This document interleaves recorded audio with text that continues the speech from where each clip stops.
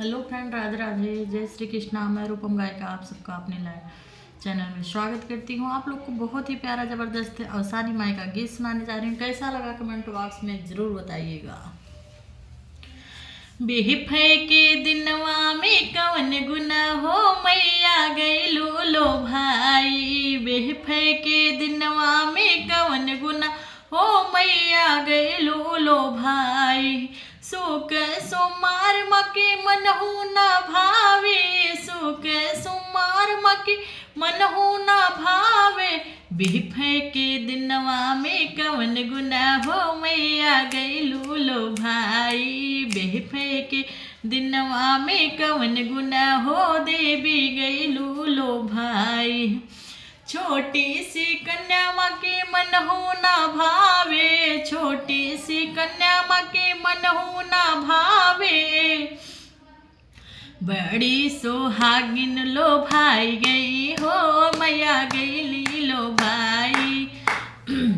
और सात सोहागिन में कवन गुना हो मैया गई नीलो भाई। सात सोहागिन में कवन गुना हो मैया गई लीलो भाई।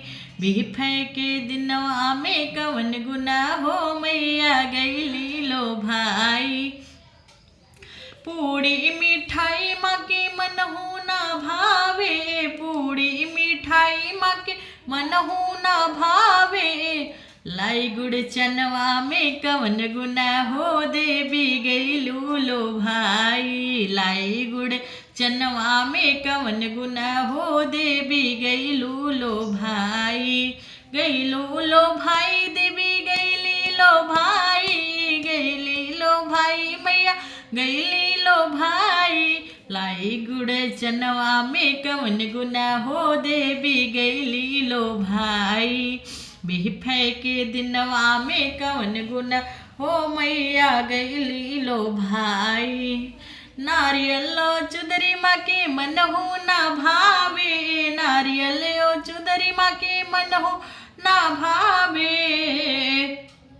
माटी के ढिलकी में कवन गुना हो देवी गईलू लो भाई।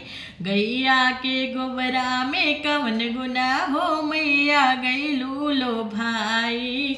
बेहफे के दिनवा में कवन गुना हो मैया गईलू लो भाई। बेहफे के दिनवा में कवन गुना हो देवी गईलू लो भाई। मंदिर पता कमा के मन हो ना भावे, मंदिर पता कमा के मन हो ना भावे।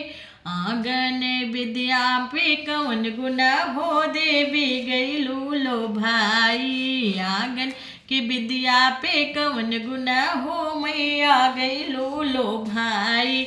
बेहफे के दिनवा में कवन गुना हो देवी गईलू लो भाई। बेहफे के दिनवा में कवन गुना हो मैया गईलू लो भाई। जय अवसानी माई की।